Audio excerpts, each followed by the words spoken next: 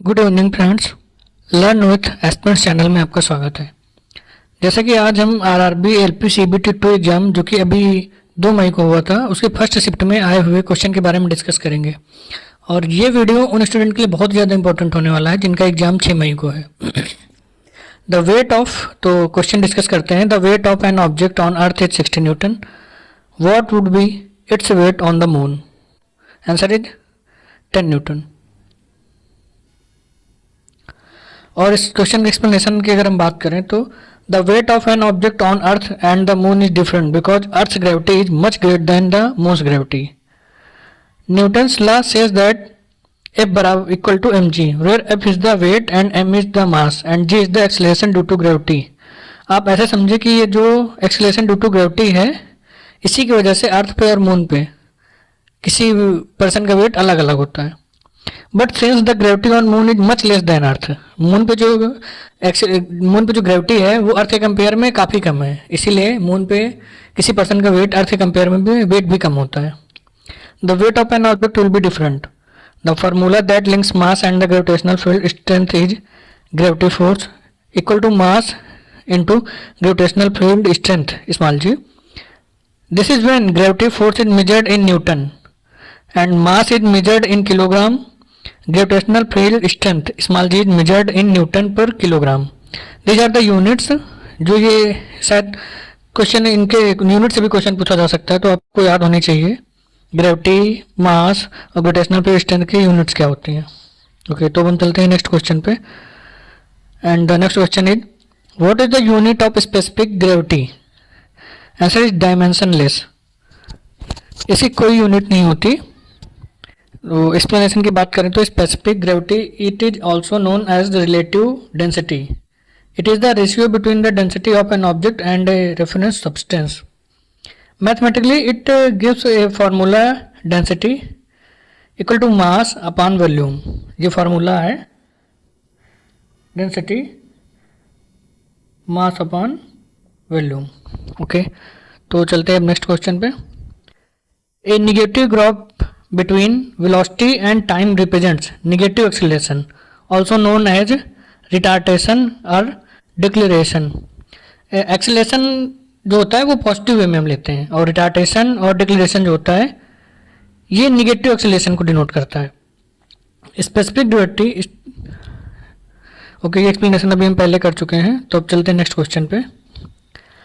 A thermosiphon pump is also known as a thermosiphon operates on the principle of। तो question पूछ रहा है कि एक थर्मोसाइफन पंप्स जो है वो एक थर्मोसिफन ऑपरेट्स प्रिंसिपल पर काम करता है, that's called neutral convection. Explanation की बात करें तो neutral convection is a heat transfer process where fluid movement is driven by density differences caused by temperature variation within the fluid. Okay, तो अब चलते हैं नेक्स्ट क्वेश्चन पे। What is the SI unit of electric power? SI unit of electric power is watt। इसे W से denote करते हैं हम, तो आप समझ गए होंगे। Volt, the SI unit of electric potential difference is volt। The electric current is expressed by a unit called ampere। Electric current की जो यूनिट होती है वो एम्पियर, उसे स्मॉल ए से हम डिनोट करते हैं। And SI unit of energy is joule, इसे J से डिनोट करते हैं। तो ये यूनिट है, ये भी आपके आने वाले एग्जाम में शायद पूछी जा सकती हैं। और ये यहाँ पे आपको चार्ट दे रखा है। What is the correct order of basic unit of time, mass and temperature? इसको एक्सप्लेन करें तो बेसिक यूनिट ऑफ टाइम की सेकेंड, मास का किलोग्राम, आप ऐसे समझे, टाइम का स्मॉलेस्ट सेकेंड और किलोग्राम का केजी केल्विन, एंड टेम्परेचर की जो यूनिट होती है कैपिटल के केल्विन। ओके, और कुछ बेसिक यूनिट्स हैं जो शायद आपके लिए हेल्पफुल हो।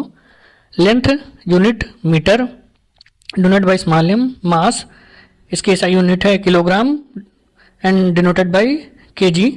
Time, SI unit is second denoted by small S. Amount unit है mole and denoted by mol। Temperature, SI unit is Kelvin denoted by capital K। Electric current, SI unit is ampere। Observation is AMP। Luminous intensity, ये काफ़ी important है आपके लिए, ये याद रखिएगा, ये क्वेश्चन पूछा जाता है। ल्यूमिनस इंटेंसिटी, इसकी सही यूनिट है कैंडेला। ओके, अब चलते हैं नेक्स्ट क्वेश्चन पे। Which of the following is not a green house gas? इनमें से कौन ग्रीन हाउस गैस नहीं है? The answer is carbon tetrachloride. और इसके अलावा भी कई होती हैं जो ग्रीन हाउस गैस नहीं होती, मतलब अगर बात की जाए तो ये गैसेज एटमॉस्फेयर के लिए हार्मफुल होती हैं, जैसे methane, carbon dioxide and sulphur dioxide. ये तीन हैं, ये भी शायद पूछी जा सकती हैं आपसे। अब चलते हैं नेक्स्ट क्वेश्चन पे। Diesel engine operate on the principle of compression ignition, ये ट्रेड में आया हुआ क्वेश्चन है, शायद डीजल जिसकी ट्रेड डीजल मैकेनिक होगी उनके लिए हेल्पफुल है। तो बात कर रहा है कि डीजल इंजन जिस प्रिंसिपल से काम करता है वो कौन सा है? कंप्रेशन इग्निशन पर काम करता है। Okay, next question is rate of doing work और rate of transfer energy is called power. अब एक्सप्लेनेशन की बात करें तो इस क्वेश्चन के पावर फार्मूला है the power which is used to calculate the power of a body is mentioned as follow below.